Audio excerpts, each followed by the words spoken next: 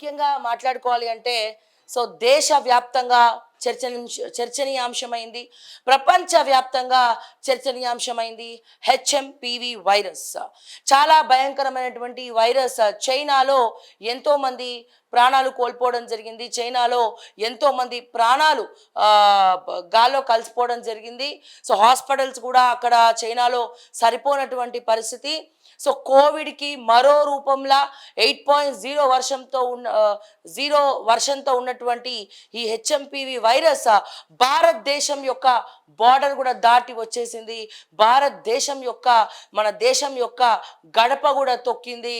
So నిన్న 5 కేసులు HMPV virus కేసులు మన భారతదేశంలో కూడా నమోదైనాయి. తస్మాత్ జాగ్రత్త. ఇప్పటికే ప్రపంచం మొత్తం ఆర్థిక మాంద్యంతో ఇబ్బంది పడతా ఉన్నాం. ఒక్కొక్కసారి స్టాక్ మార్కెట్ కూడా పడిపోయే ప్రమాదాలు కనబడతా ఉన్నాయి. వివిధ కంపెనీల్లో లే ఆఫ్లు కూడా ప్రపంచ దేశ విదేశాల్లోనే లే ఆఫ్లు కూడా ఇవ్వడం జరిగింది.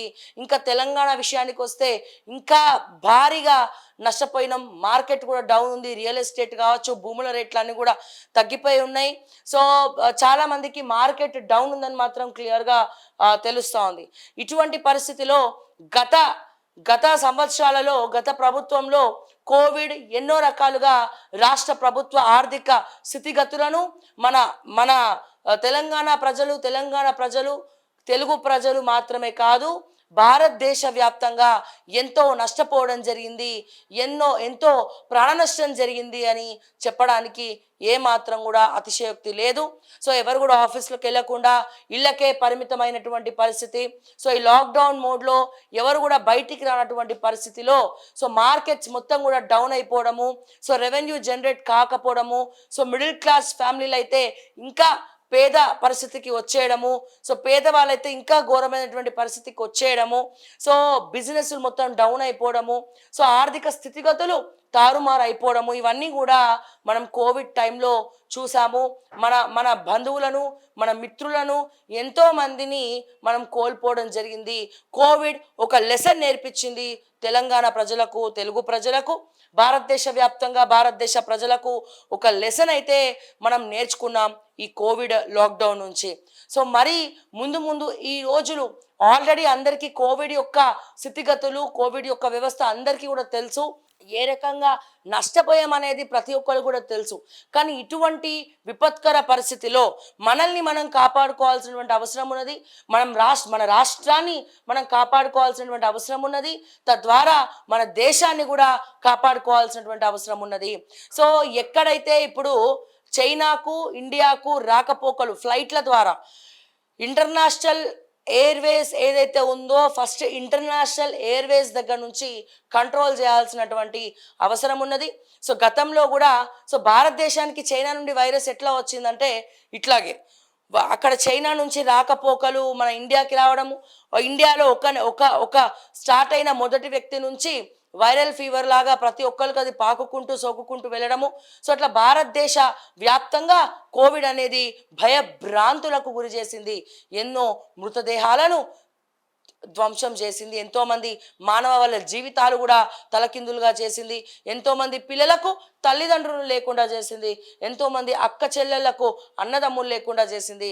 మరి అటువంటి విపత్కర పరిస్థితిని కేంద్ర ప్రభుత్వం కావచ్చు, రాష్ట్ర ప్రభుత్వం కావచ్చు ముందే కట్టుదిట్టంగా ఎదుర్కోవాల్సినటువంటి అవసరం ఉన్నది. అన్ని ఎయిర్పోర్ట్స్లో కూడా ముందే అంటే ఇది బార్డర్ దాటి వచ్చేసింది కాబట్టి భారతదేశంలో 5 కేసులు ఆల్రెడీ నమోదైనాయి కాబట్టి ఈ 5 కేసులు మరింత కేసులుగా మారకుండా ఉండాలి అంటే మొట్టమొదటి కంట్రోల్ ఎక్కడి నుంచి పెట్టాలండి? చైనాలోనే ఎక్కువ ఉన్నాయి కాబట్టి ఈ వైరస్ ఎక్కడి నుంచి వస్తే చైనా నుంచే వస్తుంది. అంటే చైనా ఎయిర్లైన్స్లో చైనా నుండి ఇండియా బిజినెస్ మ్యాన్లు కావచ్చు, లేకపోతే లావాదేవీలు కావచ్చు, సో ఎవరైనా బిజినెస్లు అక్కడ ఉండి మాటికి ఇండియా చైనా ట్రావెల్ అవుతూ ఉన్నటువంటి వాళ్ళు కావచ్చు. సో ఈ ఎయిర్లైన్స్ ద్వారా చైనా నుండి భారతదేశంకి వచ్చేటువంటి ఈ మనుషుల ద్వారా వైరస్ అనేది మన భారతదేశంలో కూడా అడుగుపెట్టింది. సో మరి ఈ వైరస్ని మనం ఎట్లా ఎదుర్కోవాలి? సో ముందే కేంద్ర ప్రభుత్వము ఈ ఏదైతే బార్డర్ ఉంటుందో మన ఇండియా చైనా బార్డర్ కావచ్చు, లేకపోతే ఎయిర్లైన్స్ కావచ్చు, ఎయిర్పోర్ట్స్ కావచ్చు, భారతదేశ వ్యాప్తంగా ఉన్నటువంటి ఎయిర్పోర్ట్స్ అన్నీ కూడా కట్టుదిట్టంగా శానిటైజేషన్ అండ్ అదే రకంగా క్వారంటైన్ చేసి చెకప్లు చేసిన తర్వాతనే వాళ్ళని ఎయిర్పోర్ట్ నుంచి బయటికి వదిలేలాగా మనము ప్రణాళికలు సిద్ధం చేసుకోవాలి. సో ముందే అప్రమత్తంగా కేంద్ర ప్రభుత్వం ముందు ఫస్ట్ ఎయిర్లైన్స్ని కంట్రోల్ చేయాలి, ఆ తర్వాత రైల్వేస్ని కంట్రోల్ చేయాలి. సో ఎక్కడెక్కడైతే టూరిజం స్పాట్స్ ఉన్నాయో సో వాటన్నిటిని కూడా కంట్రోల్ చేయాల్సినటువంటి అవసరం ఉన్నది. కోవిడ్ మొత్తం వచ్చిన తర్వాత ఎయిర్పోర్ట్లో మనం క్వారంటైన్ అనేది చెకప్స్ అనేవి మనం ఏర్పాటు చేయడం జరిగింది గతంలో. అట్లా కాకుండా మళ్ళీ మళ్ళీ మనం కోల్పోయి కోల్పోయి కోల్పోయి కోల్పోయి ఇంకా చేసేదేమి లేదు. సో కోల్పోతూనే ఉంటాము. ఇప్పుడిప్పుడే చాలామంది పుంజుకుంటా ఉన్నారు. కోవిడ్ దెబ్బ తట్టుకోలేక ఆర్థిక స్థితిగతులు అన్నీ కూడా తలకిందులయ్యి ఇప్పుడిప్పుడే కొంతమంది ఊపిరి పీల్చుకుంటున్నటువంటి పరిస్థితి.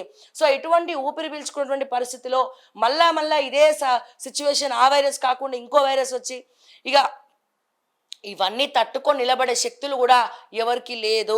సో దీనికంటే ముందుగానే కేంద్ర ప్రభుత్వము ముందుగా ఫస్ట్ ఎయిర్లైన్స్ ద్వారా, గాలి ద్వారానే ఈ వైరస్లు వస్తాయన్న విషయాన్ని ప్రతి ఒక్కరు కూడా గుర్తుపెట్టుకోవాలి.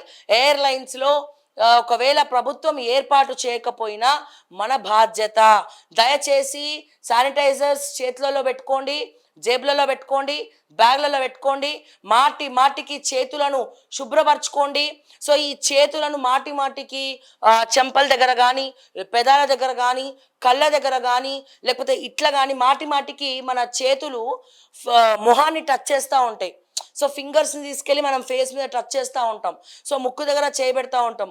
సో దయచేసి ఈ చేతులు మాటికి శుభ్రం చేసుకోవాలి. ఏది ముట్టుకున్నా సరే తప్పదు మనము ఈ ఖచ్చితంగా శుభ్రం చేసుకోవాల్సినటువంటి పరిస్థితి ఏర్పడ్డది.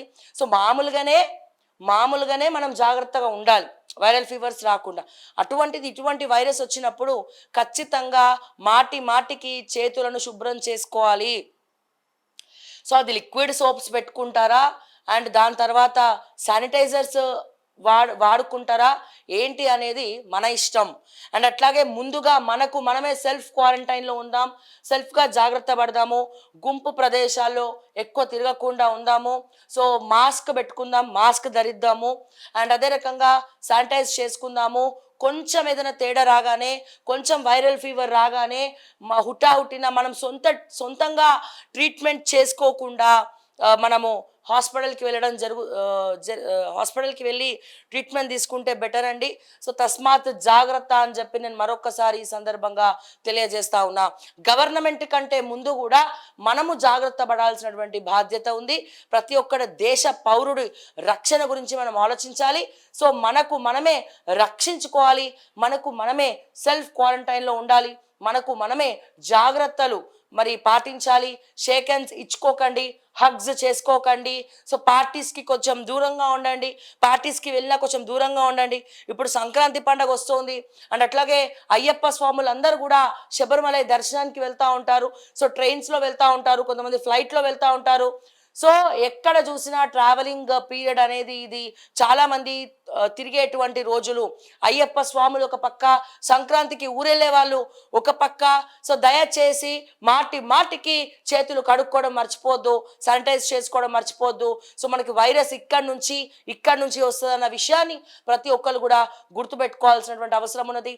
అండ్ అదే రకంగా నిన్న దామోదర్ రాజనరసింహ గారు కూడా ఒక స్టేట్మెంట్ ఇవ్వడం జరిగింది. సో ముందస్తుగానే తెలంగాణ ప్రజలకు మరి ఆరోగ్య శాఖ ఇన్ఫర్మేషన్ ఇస్తూ ఉంది. తెలంగాణ ప్రజలందరూ కూడా అప్రమత్తంగా ఉండాలి.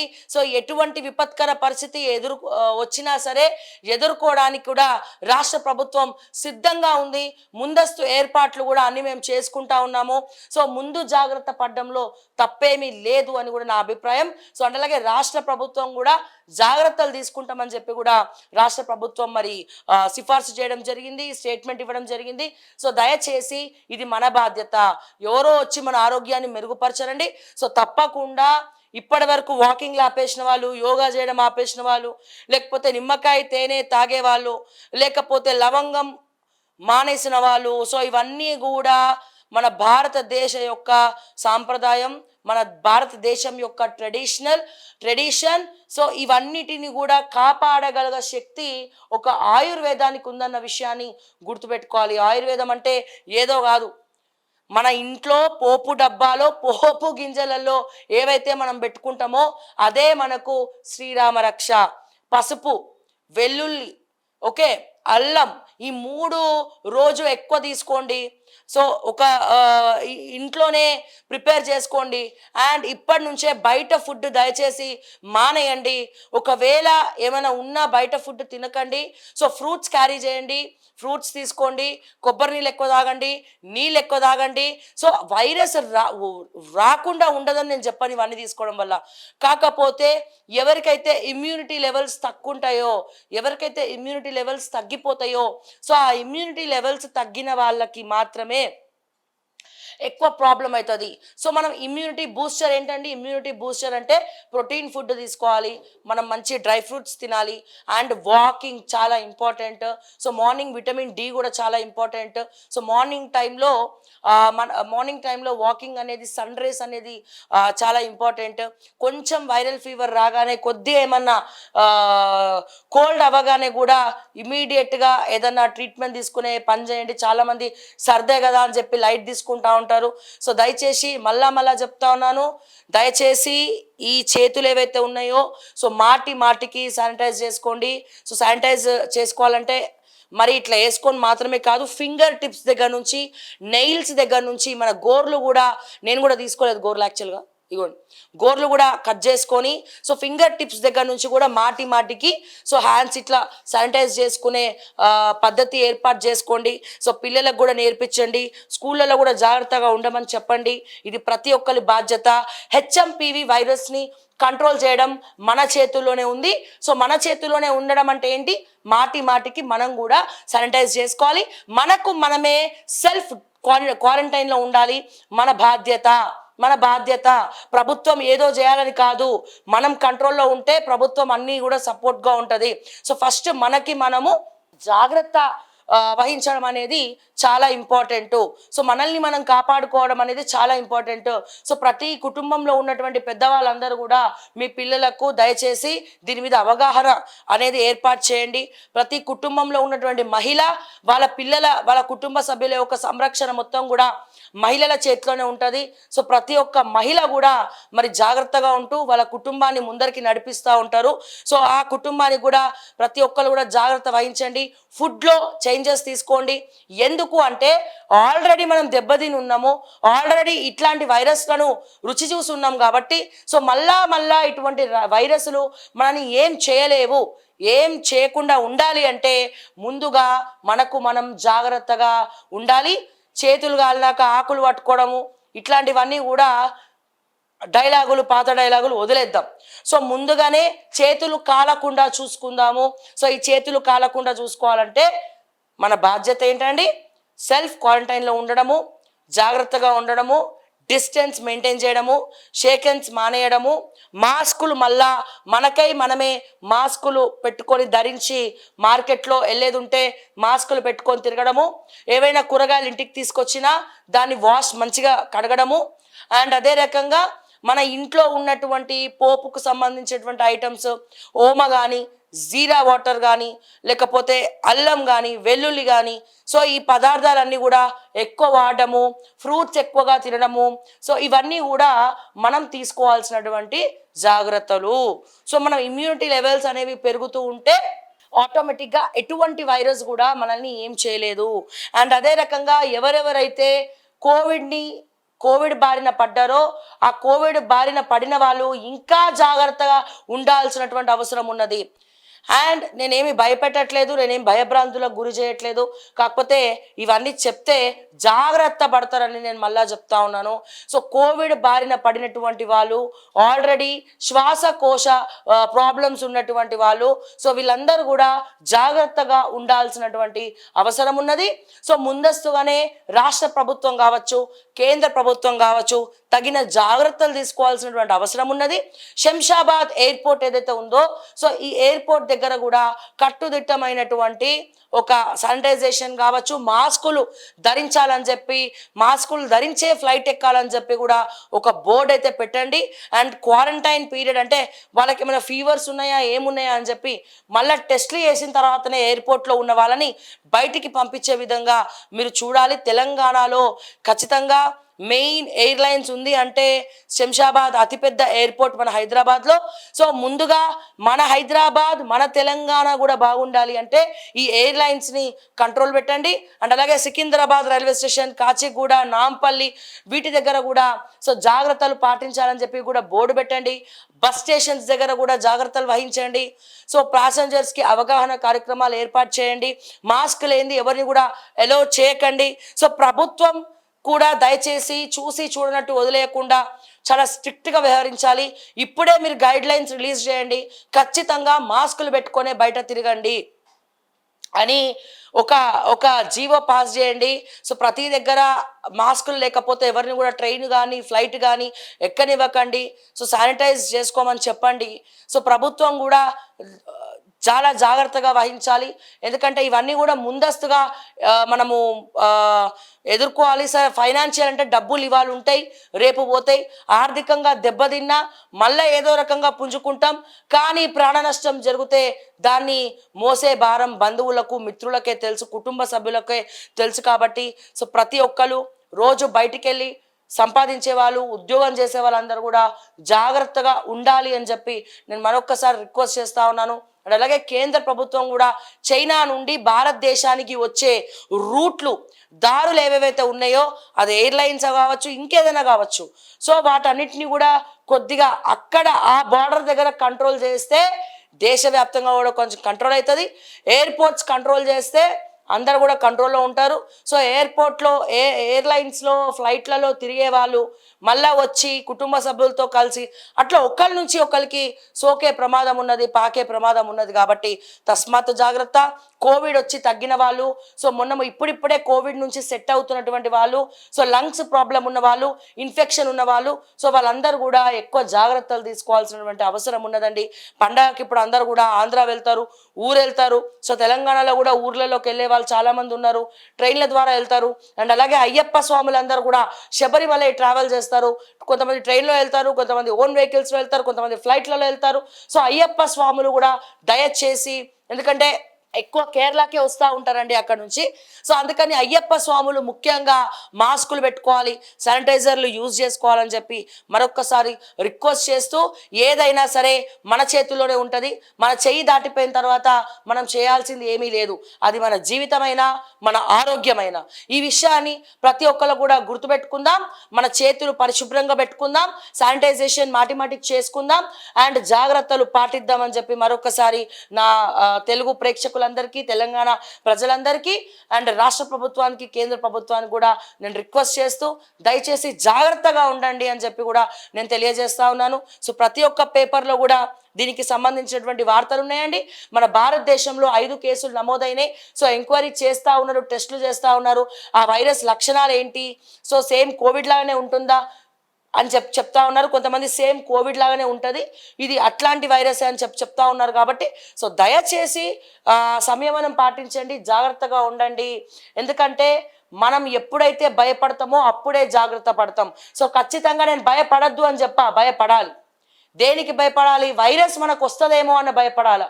సో ఆ భయంలో నుంచి జాగ్రత్త పుట్టుకొస్తుంది. మనకి మనం జాగ్రత్త పడదాము, 10 మందికి కూడా జాగ్రత్తగా ఉండమని చెప్దాము అని చెప్పి నేను మరొక్కసారి నా తెలంగాణ ప్రజలందరికీ, తెలుగు ప్రజలందరికీ కూడా నేను రిక్వెస్ట్ చేస్తా ఉన్నాను. అండ్ అయ్యప్ప స్వాములు తస్మాత్ జాగ్రత్త అని చెప్పి నేను మరొకసారి ఈ సందర్భంగా తెలియజేస్తా ఉన్నాను. ఎందుకంటే ఇప్పటికే 5 కేసులు కూడా నమోదైనాయి. కాబట్టి సో దయచేసి ఆలోచించండి అని చెప్పి నేను మరొకసారి తెలియజేస్తా ఉన్నాను. హెచ్ఎంపీవి అన్ని పేపర్లలో ప్రధాన హెడ్లైన్స్లో ఇది ఉందండి.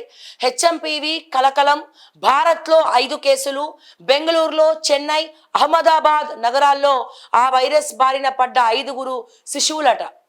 చిన్నారులకే పడుతుందట, తస్మాత్ జాగ్రత్త. 5 శిశువులకు, మరి అందరూ నెలల వయస్సు చిన్నారులే. భయపడద్దు, ఎలాంటి పరిస్థితినైనా ఎదుర్కొనేందుకు సిద్ధంగా ఉన్నాం. కేంద్రం పాత వైరస్సే, ఆందోళన చెందక్కర్లేదు. డాక్టర్ ఎంవి రావు, యశోద ఆసుపత్రి. అండ్ అదే రకంగా కొద్ది రోజులుగా చైనాను కలవరపెడుతున్న హ్యూమన్ మెటాన్యూమరేషన్ హెచ్ఎంపివి వైరస్ మన దేశంలోకి అడుగుపెట్టింది. బెంగళూరులో ఇద్దరు చిన్నారులు, గుజరాత్లో ఒక శిశువు, చెన్నైలో మరో ఇద్దరు చిన్నారులు ఈ వైరస్ బారిన పడినట్టు భారత వైద్య పరిశోధన మండలి ఐసిఎంఆర్ ప్రకటించింది. బెంగళూరులో బ్రాంకో న్యూమోనియాతో బాధపడుతున్నటువంటి 3 నెలల పాపను ఆసుపత్రిలో చేర్చగా వైద్య పరీక్షల్లో హెచ్ఎంపివి పాజిటివ్గా తేలింది. అయితే ఆ పాపకు చికిత్స చేసి డిశ్చార్జ్ కూడా చేసినట్టు కేంద్ర ఆరోగ్య శాఖ తెలిపింది. అదే ఆసుపత్రిలో అదే సమస్యతో బాధపడుతున్న 8 నెలల వయసున్న బాబుకు కూడా హెచ్ఎంపివి పాజిటివ్ వచ్చింది. ఆ బాబుకి చికిత్స చేస్తున్నామని, ప్రస్తుతం కోలుకుంటున్నాడని వైద్యులు తెలిపారు. అలాగే రాజస్థాన్లోని దుంగార్పూర్కు చెందిన 2 నెలల వయసున్న బాబు శ్వాసకోశ ఇన్ఫెక్షన్తో బాధపడుతుండడంతో తల్లిదండ్రులు ఆ శిశువును అహ్మదాబాద్లోని ఒక ప్రైవేట్ ఆసుపత్రిలో చేర్చారు. డిసెంబర్ 26న ఆ బాలుడికి హెచ్ఎంపివి పాజిటివ్ వచ్చింది. తొలుత ఆ చిన్నారికి వెంటిలేటర్ చికిత్స అవసరమైందని చెప్తా ఉన్నారు. అలాగే 11 లక్షల కోట్ల సంపద ఫట్. వైరస్ కలకలంతో సెన్సెక్స్ 1258 పాయింట్లు, నిఫ్టీ 388 పాయింట్లు డౌన్. చూసారా, ప్రపంచవ్యాప్తంగా ఎక్కడేది జరిగినా అది ఖచ్చితంగా ప్రపంచవ్యాప్తంగా చాలా ఏదో ఒక రకంగా యూనివర్సల్ ప్రాబ్లంగా మిగులుతుంది. ఒక్క దగ్గర వ్యవస్థ దెబ్బతిన్నది అంటే అది యూనివర్సల్ ప్రాబ్లం అవుతుంది. ఒక్క దగ్గర ఇబ్బంది వచ్చిందంటే, అట్లనే ప్రపంచం మొత్తంలో ఏ దేశంకి ఇబ్బంది కలిగినా అది ప్రతి దేశానికి కూడా దెబ్బ తగులుతుంది. ఎందుకంటే ప్రపంచవ్యాప్తంగా జరిగేటువంటి స్టాక్ మార్కెట్, సెన్సెక్స్లు అండ్ అదే రకంగా లావాదేవీలు, ఇరు దేశాల మధ్యలో ఉన్నటువంటి లావాదేవీలు, లేకపోతే గోల్డ్ కావచ్చు, గోల్డ్ బిజినెస్ కావచ్చు, డీజిల్ కావచ్చు, పెట్రోల్ కావచ్చు, ఇవన్నీ కూడా ప్రపంచవ్యాప్తంగా నలుమూలలా జరిగేటువంటి బిజినెస్లు. సో ఇవన్నీ కూడా దెబ్బతినే ప్రమాదం ఉన్నది. సో చైనాలో జరిగినటువంటి ఈ విధ్వంసం వల్ల, హెచ్ఎంపివి వైరస్ వల్ల, అంటే మన భారతదేశంలో ముఖ్యంగా బెంగళూరులో భారతదేశంలో నమోదైనటువంటి కేసులు కేవలం చిన్నారులకే వచ్చిందని చెప్తా ఉన్నారు. కాబట్టి భయపడేది లేదు, కానీ భయపడాలి. కానీ చైనాలో పెద్దవాళ్ళు చిన్నవాళ్ళు అన్న తేడా ఏం లేదు, అందరికీ కూడా ఈ వైరస్ సోకింది. సో వాళ్ళు అప్రమత్తంగా లేకపోవడం వల్ల, లైట్ తీసుకోవడం వల్ల ఇటువంటివన్నీ కూడా జరుగుతూ ఉన్నాయి. సో ఇది మనం మాత్రం లైట్ తీసుకోవద్దు, జాగ్రత్తగా ఉండాలి. ఎప్పటికైనా ఏ వైరస్ రాకుండా ఉండాలి అంటే మనకు మనమే జాగ్రత్తగా ఉండాలి. ఎందుకంటే అన్నిటికైనా ముఖ్యమైనది ఆరోగ్యం. ఈ విషయం మాత్రం మనం గుర్తుపెట్టుకోవాలి. అండ్ సో చూడండి, సెన్సెక్స్ పాయింట్స్ మొత్తం కూడా పడిపోయినాయి. 11 లక్షల నష్టం జరిగింది. 11 లక్షల కోట్ల రూపాయల సంపద ఫట్ స్వాహా అయింది. సో దేనివల్ల? కేవలం ఈ హెచ్ఎంపివి వైరస్ రావడం వల్ల, చైనాలో బిజినెస్లు జరగకపోవడం వల్ల, చైనా ప్రజలు దీనివల్ల దెబ్బతినడం వల్ల, బిజినెస్లు దెబ్బతినడం వల్ల, లావాదేవీలు ఆగిపోవడం వల్ల, ఒక్క చైనాలో ఈ వైరస్ వల్ల సో ప్రపంచవ్యాప్తంగా 11 లక్షల కోట్ల రూపాయలు ఆర్థికంగా మనం నష్టపోవడం జరిగింది. సో సెన్సెక్స్లో మొత్తం కూడా పాయింట్స్ పడిపోయినాయి. అట్లాగే సెన్సెక్స్తో పాటు కూడా నిఫ్టీ కూడా 388 పాయింట్లు డౌన్లో ఉన్నాయని చెప్పడానికి మీరు ఆలోచించాలా, మీరు జాగ్రత్త పడాలి. అందుకని సో ఇందాక అదే చెప్తున్నా, ఒక్క దేశంలో వచ్చినంత మాత్రాన మిగతా దేశాలకి రాదని కాదు, అందరికీ కూడా వస్తుంది. సో ఆర్థికంగా నష్టపోతాం. మొట్టమొదటిగా జరిగేది ఒకటి ప్రాణ నష్టం, ఇంకోటి ఆర్థిక నష్టం. ఈ రెండింటిని కూడా మనం తట్టుకొని నిలబడడానికి మనం ఇవన్నీ రాకుండా చూసుకోవాలి అంటే ముందస్తు జాగ్రత్త పడాలి, ముందస్తుగా జాగ్రత్త వహించాలి అన్న విషయాన్ని మరి ఒక్కసారి మీ అందరు కూడా నేను తెలియజేస్తా ఉన్నా ఈ సందర్భంగా. అండ్ సో 11 లక్షల కోట్ల నష్టం అంటే మామూలు విషయమా అండి? ఒక్క రోజులో 11 లక్షల కోట్ల విషయం అంటే నాట్ ఏ జోక్ అండి అది.